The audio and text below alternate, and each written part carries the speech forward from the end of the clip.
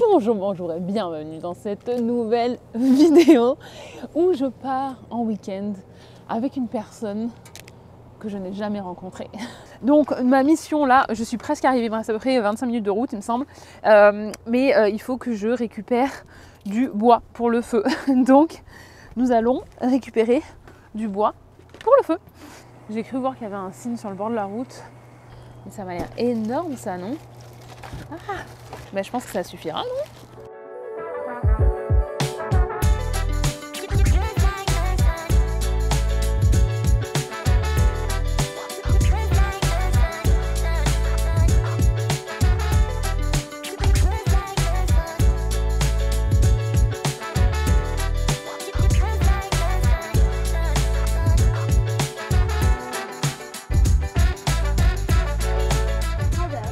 Hi, can I get a chai latte and the bacon and Gruyere egg bites, please?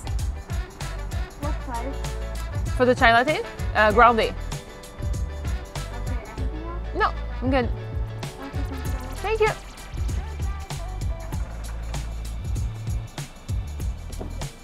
Thank you, and thank you. Have a good day.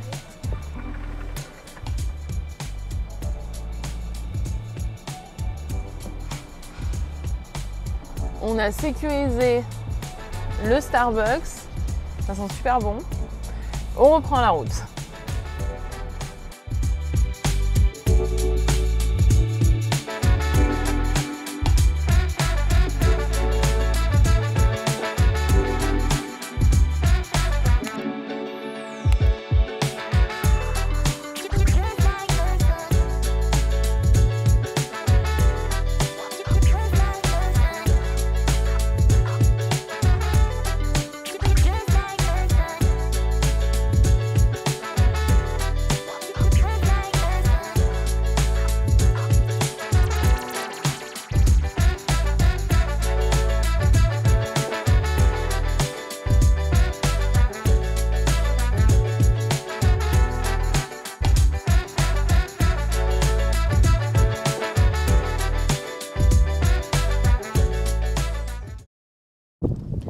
Bon, je vous retrouve, c'est un petit peu un gros changement parce que je vous ai parlé dans un parking et là je suis au milieu d'un lac.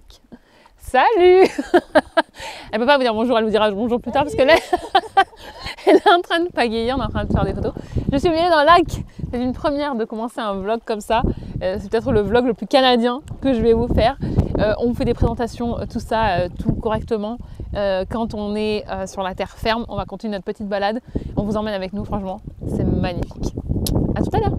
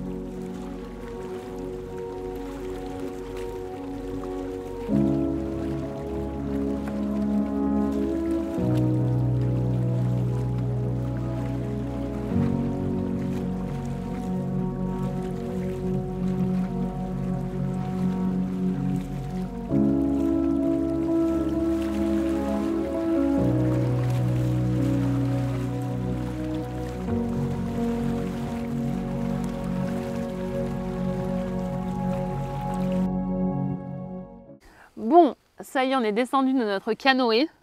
On s'en est bien sorti. Oui, mais on a fait beaucoup de cercles. Je sais pas ce qu'on aura coupé avec la GoPro. Ouais, je sais pas si ça va paraître, mais il y a eu beaucoup de cercles, mais c'est bon. Beaucoup de cercles. Mais regardez à quel point c'est joli là où on est. On va vous faire, je vous ferai un tour de la cabine et tout ça après. C'est vraiment très très beau, mais surtout avant qu'on aille plus loin, il faut qu'on vous fasse des présentations parce que vous savez pas qui c'est. C'est toi là.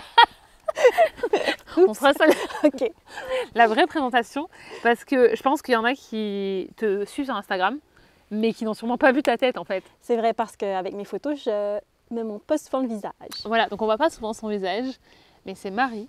Salut! Voilà. Et Marie, elle parle français, mais elle n'est pas française. Non, Tu viens vous d'où? l'avez reconnu avec mon accent? Alors c'est pas sûr. Non, parce que mon accent, c'est un peu truqué, parce que je suis originaire du Nouveau-Brunswick, donc j'ai un accent acadien, Ouais, mais j'habite en Ontario depuis 7 ans maintenant. ouais. Donc, j'ai un mélange d'accent franco-ontarien. J'ai habité au Québec, donc j'ai aussi un peu de québécois. Donc, si vous avez été en mesure de repérer tout ça, vous avez un Mettez point un bonus. commentaire, voilà. Mettez-nous un commentaire si vous avez pu repérer tout ça. Mais surtout, ce qui est intéressant, c'est que je ne sais pas s'il y a beaucoup de gens qui savent en fait qu'il y a une communauté francophone en dehors du Québec. Ouais. Parce que ce qui nous est vendu en France, souvent, c'est français, francophone, Québec. Oui. Mais en fait, il y a une communauté, parce que toi, tu as grandi en français. Moi, j'ai grandi en français complètement, mais pas au Québec. Voilà. Donc, dans toutes les provinces du Canada, il y a des communautés francophones où on peut aller à l'école, aller à l'université en français. Donc, moi, c'est au Nouveau-Brunswick. Ceux qui ne savent pas, c'est une petite Je province mettrai une carte. à l'est du pays. C'est une des plus petites du pays. Donc, Mais c'est pas trop loin de la Nouvelle-Écosse où non, j'étais pas du en tout, juillet. c'est juste à côté. Et puis, donc, moi, j'ai grandi au Nouveau-Brunswick. J'ai été à l'école en français. J'ai fait mon primaire, mon secondaire. Ben, je ne sais pas en France comment vous appelez, le lycée, Le collège, le collège. Et puis, j'ai tout fait ça en français, mon université en français, là-bas. Et donc, je vis en français, mais à l'extérieur du Québec. Ouais, donc ça, c'est aussi un bon exemple parce que souvent, il y a des gens qui ont peur de déménager au Canada en dehors du Québec parce qu'ils ont peur de l'anglais. Mais en fait, vous avez des opportunités de trouver des communautés francophones en dehors du Québec. Parce qu'il y a les franco-ontariens. Ils sont, et d'ailleurs, il y a quelques vlogs, il me semble, que je vous avais présenté Manon. Manon, elle est franco-ontarienne. On va faire une vidéo d'ailleurs, et on fera peut-être une vidéo avec Marie aussi plus tard, pour justement peut-être répondre à vos questions par rapport à ça, commencer de grandir en minorité, hein, parce que c'est pas non plus évident. Je trouvais ça intéressant de vous montrer, enfin, c'est pas pour ça que je suis venue avec elle. Hein. De vous montrer de quoi, là? Voilà, regardez. À quoi ressemble une franco-canadienne non québécoise. Voilà, c'est ça. Et ce qui est le plus drôle, c'est qu'en fait, on s'était jamais rencontrés en vrai. Non. Donc, on s'est rencontrés. En ligne. Voilà, Et j'ai pris un risque en disant, est-ce que tu veux venir passer quelques jours dans un chalet? Donc, Astrid est très courageuse parce que j'aurais pu être un homme de 50 ans c'est ce qu'elle m'a dit en arrivant. avec un fusil. Elle m'a dit, t'as de la chance parce que j'aurais pu être un homme de 50 ans avec des mauvaises intentions et tout. J'étais là, non, j'ai pas pensé à ça une seconde. Moi, j'étais là, elle m'a dit ça, j'ai regardé mon calendrier, j'ai dit, ah bah oui. Donc ce matin, j'ai pris une voiture très tôt et puis je suis venue parce que et d'ailleurs, c'est très joli. Et comme je vous dis, on fera le tour de la cabine qui est ici. Regardez comme c'est mignon. Mais c'est à 2h30. Ça me disait 2h30 ce matin de Toronto. Mais voilà, bon, là, tout ça pour vous dire que je voulais quand même vous la présenter avant qu'on aille plus loin, que vous n'ayez pas l'impression qu'elle sort de nulle part. Déjà que j'étais sur le canot. Donc, Mais je vous mettrai son Instagram aussi ici, là. Et dans la barre de description, comme ça vous pourrez aller la suivre. Et surtout si vous cherchez des choses à faire en Ontario, parce que là tu partages énormément de contenu sur les randonnées à faire en Ontario, sur toutes les activités plus extérieures. ouais, mon compte, c'est beaucoup plus axé sur tout ce qui est nature, sur tout ce qui est, on pourrait appeler ça aussi tourisme, jusqu'à un certain point, mais tourisme nature en Ontario. Donc je sais que c'est quelque chose qui intéresse beaucoup les gens qui me suivent et qui viennent. J'ai pas pris le trépied, je vais prendre le trépied, je vous pose dans tous les sens. C'est des choses qui intéressent beaucoup parce qu'en plus, ce que tu partages, en fait, ça représente beaucoup le Canada que les gens imaginent avant d'arriver. Les lacs, voilà. le canot. Les lacs. Voilà. Parce que moi, quand les gens ils imaginent le Canada, qui voient mon compte et qui voient que des buildings à Toronto, je leur dis, ça fait partie du Canada, mais c'est une petite portion. Il y a beaucoup de gens qui habitent là. Donc, c'est sûr que moi, je montre l'autre côté du Canada. Moins Toronto et beaucoup plus de lacs. Si vous aimez les lacs. Là, c'est vraiment magnifique. On va vous montrer. Mais surtout, notre mission, c'est de faire des... Est-ce qu'ils peuvent deviner ce qu'on est en train de faire en voyant nos ingrédients? Je vous laisse mettre dans les commentaires avant qu'on aille plus loin. Et guimauve, ici au Canada français, on appelle guimauve, pas chamallow. Oui, parce que je lui ai dit chamallow. Et c'est vrai que même M. Chaton, quand je lui dis chamallow, en fait, il rigole. Et du coup, maintenant, il dit chamallow pour rigoler parce que... Mais ça ressemble un peu à l'anglais marshmallow. Ouais, c'est ça. Mais en français, ici au Canada, on dit guimauve. Et non, mais chamallow, je crois que c'est le nom de la marque Haribo, c'est pour ça. Ouais. Donc voilà, bon, on va essayer d'allumer ce feu. Vous regardez, je me suis mis en bonne canadienne. Hein. J'ai mis toutes les couleurs. Hein. Mais moi, j'ai jamais fait de feu, hein, donc vous jugez, vous pouvez très bien juger mes capacités de faire un feu. Ça va être super long, ton truc. Non, mais je pense que c'est bon. Mais je pense que... Attends. Il faut me regarder faire un feu pendant 15 minutes. On vous le montre quand il sera allumé. Hein. A few moments later. Non, mais alors là, c'est avec une joie et une fierté immense que je suis ravie de vous annoncer qu'on a fait un feu. Voilà, on a fait un feu. C'était pas tout à fait là. On n'était pas sûr de nous à la base, mais on y est arrivé. Regardez comme c'est beau. Non mais regardez l'image qu'on a nous. Voilà. Regardez notre petit feu sur fond de lac. Non, c'est magnifique. Avec le drapeau canadien. Ah oui, avec le drapeau canadien. Non, franchement, avec l'odeur du feu et tout, c'est trop beau. Bon, étape numéro 1.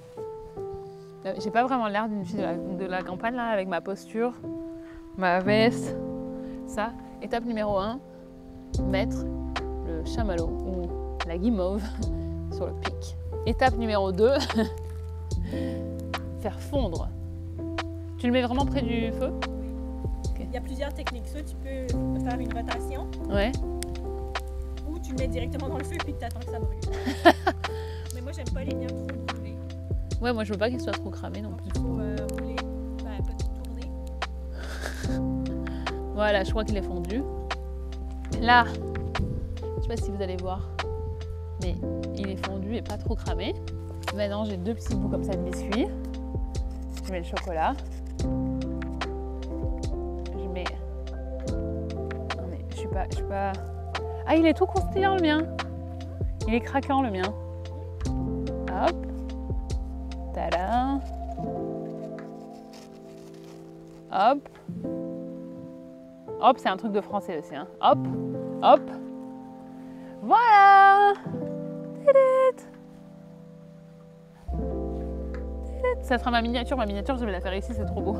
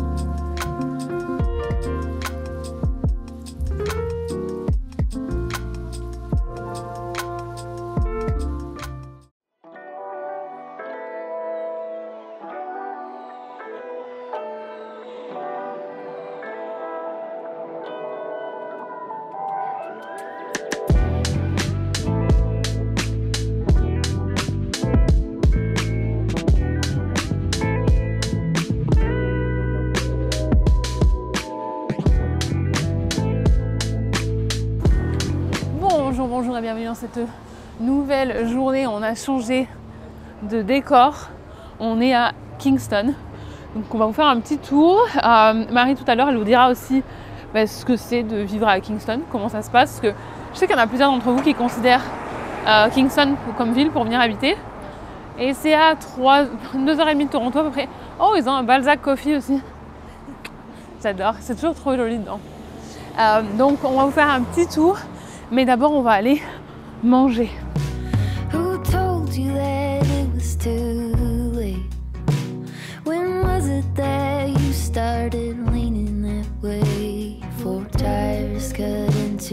clay. It dries up and now there's just one road to take. It's growing up over with green, so easy to drive on. On a le ventre bien plein. J'ai une veste qui est bien trop chaude.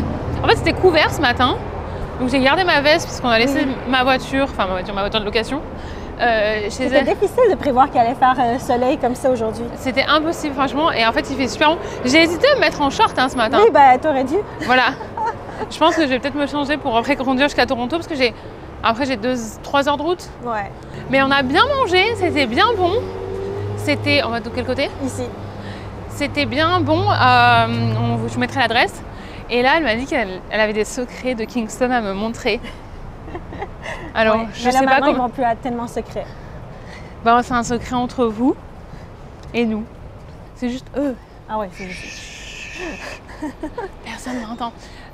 Pour une petite histoire, Kingston, je suis une seule fois en 2019 et on a passé seulement quelques heures quand j'ai des amis qui étaient venus de France. Donc, je connais pas grand chose, mais en fait, c'est super joli. C'est vraiment très, très, très joli. Et c'est beaucoup de pierres. Il y a beaucoup de bâtiments en pierre.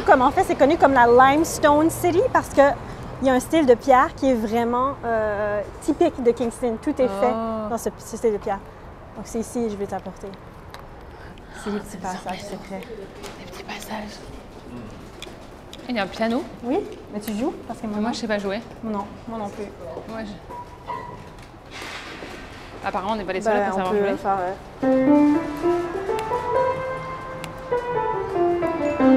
Mais tu sais déjà plus que moi. Mozart. Voilà. Le Mozart du Canada. Pour ceux qui veulent acheter le CD, ça sera en vente. Oui, on va mettre le lien. On mettra le lien pour la vente. Donc Kingston a plein de petites ruelles cachées, comme celle-ci où on trouve des restos. Puis la pierre limestone. Ah, donc c'est celle-ci? Oui, c'est ça. Oh. C'est trop beau. Ah, mais ah oui, mais attendez. Et t'as des amis. Ah, mais ça, non, mais moi j'ai pas vu ça la première fois que je suis venue. Ben, c'est ce que je disais, c'est des secrets cachés. Ah oui. Attends, je vais faire. C'est un maillot de bain. Yes, of course. Thank you. Thank you. Thank you. Thank you. Les gens, ils ont toujours dès que tu vois la caméra, les gens ils vont venir parler, surtout au Canada.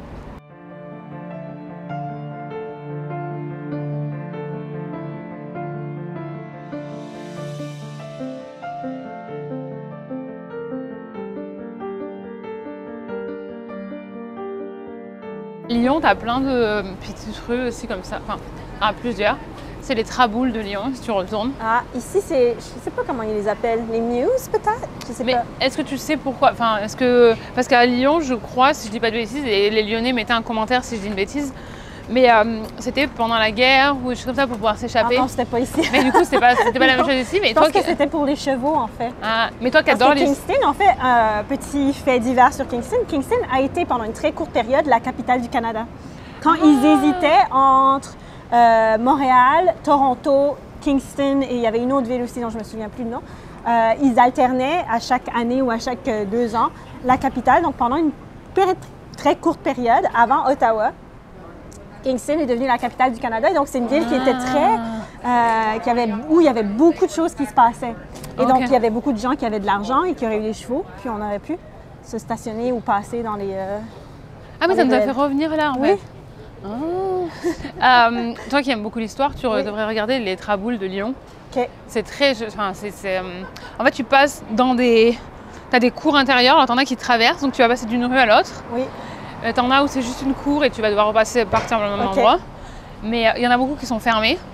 Mais il y en a où ils ont des accords avec la ville et tu peux les traverser toi en tant que touriste. Ils te demandent juste de respecter. Quand on était à Lyon là, avec mon ami canadien, qui était... je lui ai montré... Cool. Ici aussi, il y en a beaucoup plus de petites ruelles comme ça, mais comme ils sont privés. Donc celle-là, c'est celle qui est ouverte, avec des restos, avec des terrasses. C'est trop bien. Ben, merci de nous faire découvrir. Oui, puis là, maintenant, je vous apporte dans la place principale. Kingston, c'est l'hôtel de ville qui a aussi été le Parlement du Canada pendant cette très courte période et qui sert souvent de set de plateau pour les tournages de films d'époque ou de séries d'époque. Donc, si vous l'avez peut-être déjà vu, Non, non, ici, c'est l'entrée, l'autre entrée de la même oui. ruelle. Donc là, c'est l'entrée. On est passé, en fait, on est passé comme ça. On peut y aller aussi comme ça.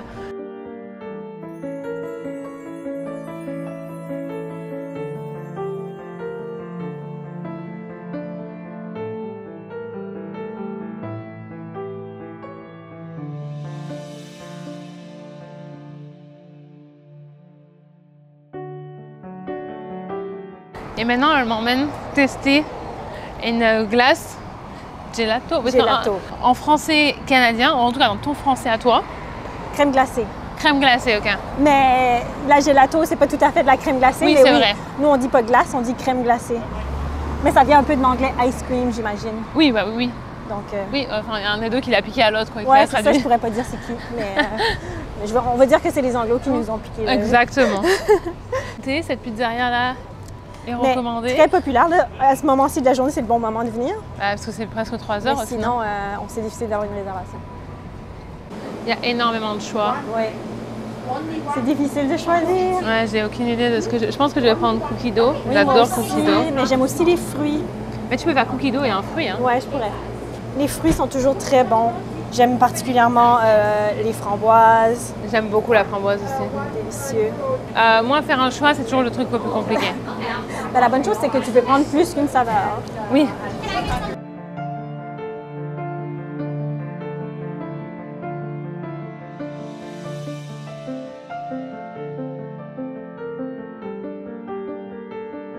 Ça touche les... Je lui ai rallumé son micro. Et je lui ai dit, je suis désolée, je ne veux pas toucher les seins. Elle m'a dit, bah, ça y est, les Français me touchent les seins. Non, on fait les Canadiennes aussi, donc c'est les Canadiennes qui touchent les seins. Ah oui, c'est vrai. Est-ce qu'on a le droit de dire tout ça sur YouTube? Parce que là, on va le bloquer. Oui, ça va, ça va. C'est vrai que tu m'as rappelé plusieurs fois que j'étais aussi canadienne. Oui, Et c'est vrai que j'ai tendance encore Oui. à... Bah, ça fait combien? Ça fait 9 mois maintenant. oui, mais quand même. Ouais, Ben, mais- tu l'es autant que moi. Oui. Mais non, mais c'est Donc, vrai. Même si Astrid m'a nommée la plus canadienne de tous les Canadiens qu'elle a rencontrés. Pourquoi? Ben, en fait, c'est parce que ma famille était une des premières familles européennes, parce qu'on sait bien qu'il y avait des familles autochtones qui étaient ici bien avant nous, mais une des premières familles européennes à s'établir sur le territoire qui est aujourd'hui le Canada. Donc, en 1604, ma famille et Doucette et Landry est arrivée de la région du Poitou en France Ouais.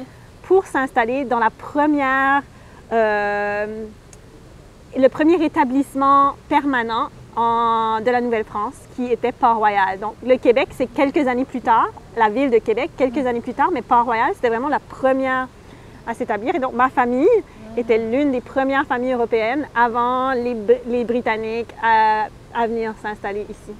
Et ce qui est intéressant, c'est qu'en fait, vous êtes allé à Port-Royal avec moi, puisqu'on y était quand Oui. on était en Nouvelle-Écosse en juillet. Donc, si vous n'avez pas vu, je vous remettrai le vlog dans la barre de description, mais c'est là-bas qu'on a appris énormément de choses aussi. Parce que tout ça, moi, je ne connaissais pas, parce que... et d'ailleurs, comme j'en ai parlé avec mon ami qui est canadien, qui était en France, là, c'est que tout ça... alors, peut-être que certains l'ont vu à l'école, mais moi, je ne l'ai pas vu à l'école. Ouais. Parce qu'on n'a pas eu ce... Alors que la France a joué une grosse partie... Oui. là-dessus. Et la raison pour laquelle ma famille n'habite plus à Port-Royal, c'est que vers 1755, il y avait un conflit entre les Britanniques et les Français.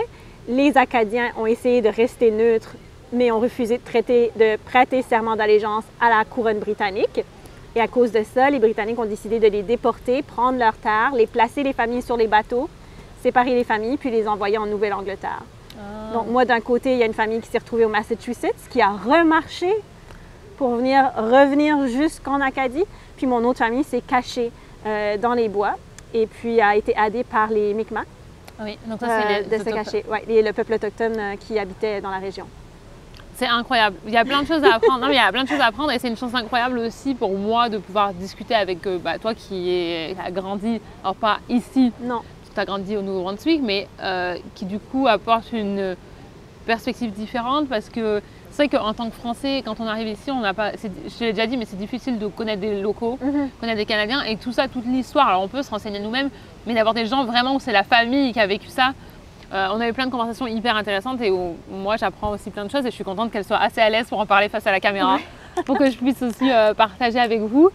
Mais c'est vrai qu'il y a beaucoup de gens qui ne savent pas en fait que l'Acadie c'est aussi Oui. une... Parce que tu disais qu'en France on t'avait demandé pourquoi tu avais un drapeau français Oui, avec une parce étoile. que le drapeau acadien, en On fait, vous c'est mettra le une drapeau photo, là. français, Ouais. mais avec une étoile, l'étoile de l'Assomption. Il y a plusieurs explications pourquoi ils ont placé l'étoile, mais bref, il y a une étoile. Puis quand j'étais en France, j'avais le drapeau sur mon sac, je crois. Puis il y a quelqu'un qui m'a arrêté, puis il a dit « Mais où est-ce que je peux avoir ce drapeau avec l'étoile? » Je lui ai dit « C'est le drapeau acadien. » Mais ça montre aussi nos racines françaises. On a choisi le drapeau français parce que ça... Ouais, il y a encore cet attachement à nos racines françaises, au fait qu'on parle français, dans un milieu largement anglophone. Donc, Ah oui, large. c'est une lutte constante pour maintenir la langue, pour garder la culture. Mais ça, tu vois, j'avais dit aussi, j'allais en parler parce qu'on m'a posé plusieurs fois la question quand j'explique en fait l'enjeu, parce que souvent je dis, même avec des... Enfin, on est obligé vraiment de se battre pour avoir notre langue qui est reconnue. Parce qu'il y a beaucoup de choses où ça ne va pas être traduit. Même à Toronto, on l'a vu, il y a plein de fois où ça va être traduit dans toutes les langues du monde, Ouais. sauf le français. Ouais. Et donc, ça, je veux faire une vidéo aussi pour expliquer les enjeux, en fait, ce que c'est de grandir, enfin, pas de grandir, parce que moi, j'ai pas grandi, mais ça fait 9 ans que je suis là, Ouais. mais de vivre dans un milieu Minoritaire. en étant francophone, parce qu'il y a plein de choses. Souvent, tu vas entendre ah, mais vous êtes payé plus, ou vous avez plus de ressources, parce qu'il y a aussi de l'argent qui est donné par le gouvernement pour soutenir. Parce qu'il y a des organismes qui ne pourraient pas soutenir juste seulement avec leurs membres parce qu'ils n'auraient pas assez de revenus. Ouais. Et en fait, c'est aussi pour dire que parce que c'est beaucoup plus difficile. Ouais. C'est beaucoup plus difficile, il y a moins de gens. Nous, on le voit aussi, par exemple, nous, on partage que du contenu en anglais et en français. Ouais. Mais tu as aussi quand même beaucoup d'anglophones parce que les francophones, ils sont beaucoup moins nombreux. Donc, tu as déjà une base Oui, qui est mais beaucoup moins... j'expliquais à Astrid justement qu'au départ, j'avais essayé de publier qu'en français, pardon. Mais ici en Ontario, c'était un peu compliqué parce que je réalisais que les gens suivaient moins, embarquaient moins, justement parce qu'on est tellement entouré d'anglophones. Donc après ça, j'ai décidé, bon, je vais faire de bilingue plutôt. Ouais. Donc voilà. Sinon, est-ce que tu peux nous dire comment c'est de vivre à Kingston? Ça fait combien de temps que tu vis ici? J'habite ici depuis 7 ans. Ok. J'ai habité un peu partout avant de venir ici. J'ai habité en fait dans 4 provinces. Ah ouais? J'ai habité à Montréal, j'ai habité à l'île du Prince-Édouard, j'ai habité au Nouveau-Brunswick, j'habite en Ontario depuis presque 10 ans, mais Kingston depuis 7 ans. Ah oui, donc t'as quand même... Ouais. Donc j'ai... On a un Nous aussi oiseau. habite à Kingston. On a un oiseau qui nous tient. Non, mais sinon, habiter à Kingston, Kingston, c'est une ville, pour ceux qui ne connaissent pas beaucoup, c'est une ville qui se trouve vraiment au centre entre Montréal et Toronto. C'est à 2h30 de Montréal, 2h30 de Toronto, 2 heures d'Ottawa. Donc, c'est comme un triangle. Puis, vous voyez Kingston au centre de ce triangle-là. C'est une ville qui a environ 150 000 habitants environ. Donc, c'est pas très gros, surtout comparé à Toronto. Mais malgré le fait que c'est une petite ville, c'est une ville qui est vraiment très agréable à vivre. Vous avez déjà visité un peu le centre-ville avec moi. C'est vraiment beau, c'est mignon. Ouais. Il y a beaucoup de restos et ils sont tous vraiment bons.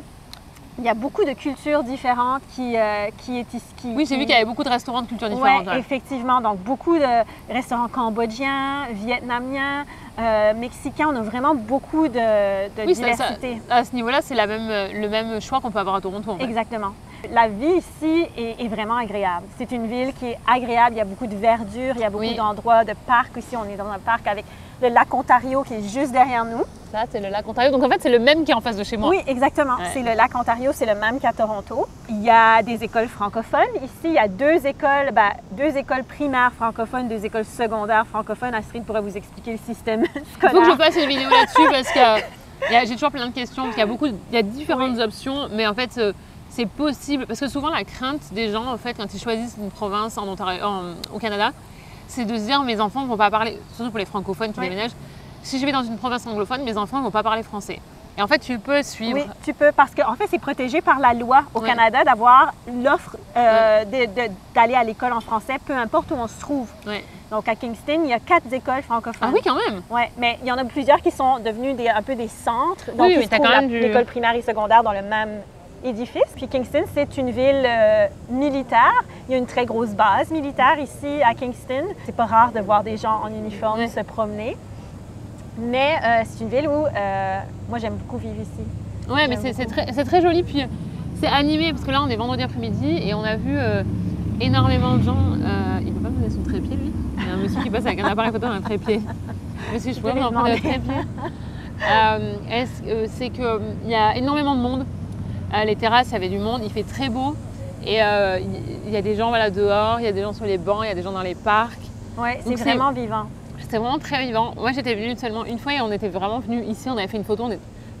On n'était pas resté longtemps puisqu'on faisait le road trip de Toronto jusqu'à Québec. Donc, mais on avait trouvé ça très très charmant. Et là, de prendre le temps de visiter, d'aller dans les rues et tout, ça semble très agréable. Après, il y a une grosse université aussi. Oui, il y a l'université Queen's, qui est une des grandes universités aussi au Canada, qui est ici à Kingston. Donc, c'est sûr que pendant l'année universitaire, la population augmente parce qu'on a tous les étudiants qui viennent. Ils sont à peu près 50 000 étudiants qui viennent ici à Queen's. Ça fait en sorte aussi que la ville est très jeune. Oui, c'est ça. C'est dynamique. Il y a beaucoup de cafés, il y a beaucoup de... Mais est-ce que le café où on allait, c'était super mignon, le restaurant? Ouais. Ah, c'est aussi un café en après-midi, ça devient... Mais il y en a plusieurs. Si on a le temps, je vais t'emmener à un autre, mais on va voir si... Oui, une chose que je voulais dire aussi, c'est qu'en fait, c'est accessible en train de Toronto. Donc, si jamais vous voulez venir visiter pour la journée, je ne sais pas comment c'est en train de temps. Ben, c'est 2h30. En fait, c'est la même... parce que nos trains, ils avancent... Enfin, les trains, ils n'avancent pas vite au Canada. Mais pour nous, la connexion Kingston-Toronto, c'est rapide. Parce que sinon... parce que sinon, les trains sont hyper lents. Puis celle-là... On vous a fait tomber. Désolée. Est-ce qu'on est encore là? Oui, on est encore là. Mais sinon, le train entre Kingston et Toronto est quand même assez fiable. C'est ce que j'essaie de dire. Oui. Sinon, les trains ici, il faut noter que c'est pas toujours fiable. Ouais. Mais celui-ci, il passe plusieurs fois par jour. C'est à peu près 2h30. Ouais. Il y a Internet dans le train, même avec deuxième classe business. Deuxième classe. Mais pas business, mais... Seconde classe. Oui, je sais pas, économie. Je sais pas comment ils l'appellent.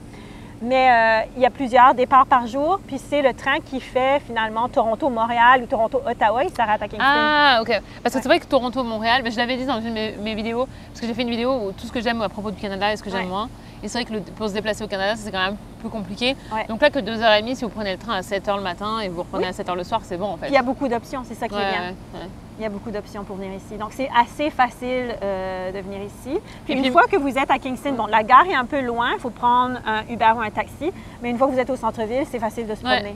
Vous pouvez faire des tours de bateau sur le lac, vous pouvez faire les petits trams. Je ne sais pas si tu as pris une vidéo, mais nos autobus hop-on, hop-off, c'est pour visiter la ville. C'est comme des petits... streetcars. Ouais, streetcars d'époque. Donc, ils sont vraiment adorables. Mais tu sais que les streetcars, les anciens de Toronto, ils sont à San Francisco, il y en a pour faire justement les trucs de touristes. Ah, mais ils auraient dû les garder. Bah oui, en Toronto, ils n'investissent pas trop sur il y a des choses. Mais ce que je voulais vous dire pour le train, ça veut dire que même si vous décidez d'habiter à Kingston et que vous avez envie d'aller à Toronto, vous pouvez y aller pour la journée aussi, ou Montréal. Vous pouvez y aller facilement. Donc, et il y a aussi, juste pour ceux que ça intéresse, le train qui fait Toronto-Montréal s'arrête aussi à l'aéroport Pierre-Éliott Trudeau à Montréal. Donc, on peut atterrir à Kingston, puis aller prendre l'avion. Et puis, il y a le train direct qui va pas jusqu'à Toronto parce qu'il n'y a pas de train qui se rend. Merci bien, on continue à balader. Okay. On a fini nos glaces qui étaient délicieuses. Très, très bonnes. On va trouver une poubelle. Oui. Et on continue à balader. Merci en tout cas de nous avoir expliqué tout ça. Déménager à Kingston. Suivez-la sur Instagram aussi. Ah oui, là, c'est très beau la vue. First hockey game, Kingston, première partie. C'était quoi? C'était... C'est la plus longue rivalité de hockey qui existe au monde. C'est Kingston, l'université Queen's et l'université RMC. Oh. C'est la plus, et à chaque année, ils ont un match spécial entre RMC et Queen's. Mais c'est fou quand je pense que ça fait 7 ans que j'habite à Kingston, 10 ans que je suis en Ontario, c'est quand même ridicule. Ouais, mais tu pensais rester à la base... Ah non.